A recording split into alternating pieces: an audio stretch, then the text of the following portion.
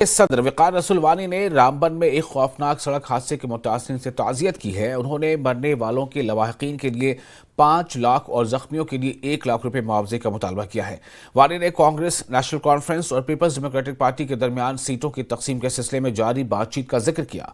उन्होंने जितेंद्र सिंह यानी डॉक्टर जितेंद्र सिंह को दोबारा नामजद किए जाने पर बीजेपी को तनकीद का निशाना बनाया और दावा किया कि उधमपुर कठुआ हल्के में काम नहीं हुए हैं। वानी उधमपुर में मीडिया से बात कर रहे थे। मेरी कॉन्स्टिट्यूंसी और रामबन डिस्ट्रिक्ट का एक बहुत बड़ा इलाका है पोगल। वहाँ एक सोमो गाड़ी का एक्सीडेंट हुआ जिसमें हमारे 4 साथी जो हैं गुजर गए, वहाँ पे उनकी डेथ हो गई और 3 जख्मी हुए। बहुत अफसोस है हमें कि लगातार एक्सीडेंट हो रहे हैं और गवर्नमेंट इसके लिए कुछ नहीं कर रही है। तो हमें बहुत दुख है उस एक्सीडेंट का और जो गुजर गए हैं उनका भी बड़ा दुख है। मैं सरकार से अपील करता हूं कि इमीडिएटली, जैसे आप बाकी जगहों पे इमीडिएटली आप रिलीफ रिलीज करते हो, वहाँ पे भी 5-5 लाख रुपया उन जो मरे हैं, जो देहांत जिनका हुआ है, उनके लिए, उनके घर वालों के लिए 5-5 लाख रुपया और जो जख्मी हुए हैं उनके लिए 1-1 लाख रुपया वागुज़र करें जल्द अज जल्द। क्योंकि मुझे समझ नहीं आता है इस एलजी सरकार में हमेशा जो है ऐसी पॉलिसी रही कि कहीं कहीं ये करते हैं, दूसरी जगहों पे नहीं करते हैं। मैं यही कहूँगा कि इमीडिएटली उनको रिलीफ भी दिया जाए।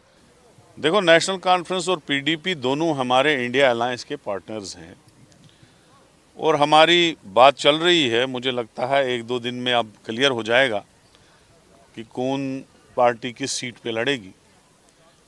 और मुझे यकीन है जिस तरीके से बीजेपी ने पुराने ही लोग दोहराए हैं और ख़ासकर इस उधमपुर सीट पे डॉक्टर जितेंद्र सिंह जी, जो 10 साल हमारे एमपी रहे और यूनियन मिनिस्टर रहे, जिनकी 0 कंट्रीब्यूशन है इस पार्लियामेंट में। मैं भी इस पार्लियामेंट का वोटर हूँ और मैं अपनी कॉन्स्टिट्यूंसी की बात करूँगा। हमने 10 साल में कभी वो देखा ही नहीं, कभी देखा नहीं किसी आदमी को उनकी सिफारिश की कोई कभी ज़रूरत, मतलब उनने कभी सिफारिश नहीं की, कभी किसी को चिट्ठी नहीं दी, कोई लेना देना ही नहीं, कोई काम नहीं। मुझे लगता है परफॉर्मेंस 0 है दोनों मेंबर पार्लियामेंट्स की, चाहे वो जुगल किशोर हो, चाहे वो बीजेपी के दोनों डॉक्टर जितेंद्र हो।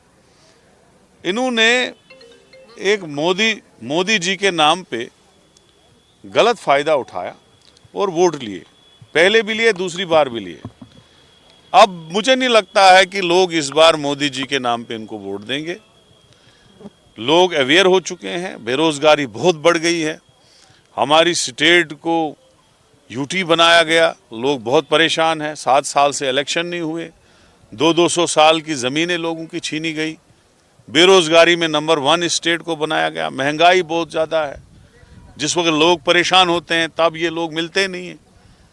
तो मुझे लगता है जो भी कांग्रेस का कैंडिडेट होगा वो इस बार ज़बरदस्त मेजॉरिटी से उधमपुर से भी और जम्मू से भी इलेक्शन जीत जाए।